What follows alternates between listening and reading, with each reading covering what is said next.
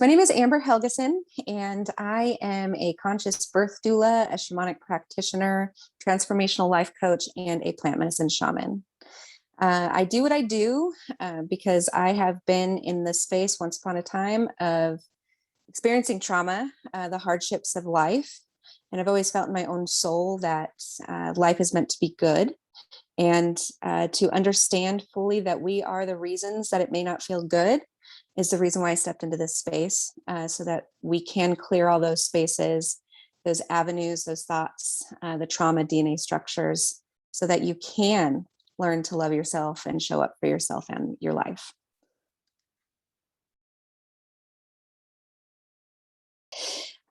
Before I came in to work with Erica, I had been jumping around from coach to coach, just trying to find the right place. I was really focused in on my business of just thriving my business and being very action oriented, and nothing was ever working.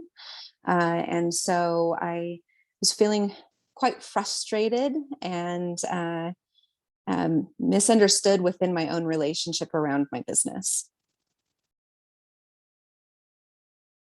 It would be lost, misunderstood within myself, like my intentions, and not supported, unsupported, definitely. Okay, this is my favorite. It's the fact that you're capable of meeting people where they're at. That's a very important aspect. There's this misconception in the world that we have to continuously push and push and push ourselves to be greater and greater and greater, instead of actually being present with our present moment, who we are, and to meet people where they are releases that judgment, releases the pain, the discomfort of thinking that they're not enough. The biggest one was finally understanding, one, that I wasn't once upon a time, like I wasn't in control of what I was creating on a level. But two, it was around me focusing so much on my business that I wasn't recognizing how my own personal relationship wasn't being tended to. Like the action based, you were able to help me understand that the action base is not really where we need to be. It needs to be in the feeling good, slowing down, being present piece. And to go from sitting on the couch at that one point of just you saying, maybe we should shift. And the fact that you held the space from coaxing me when I was ready, from shifting the focus on my business to the personal relationship is really, was really profound, because there was a weird space within me that I felt like that wasn't okay. It wasn't okay for me to just focus on the spiritual aspect of myself. And instead of you trying to force that upon me when I wasn't ready, you waited until I was ready.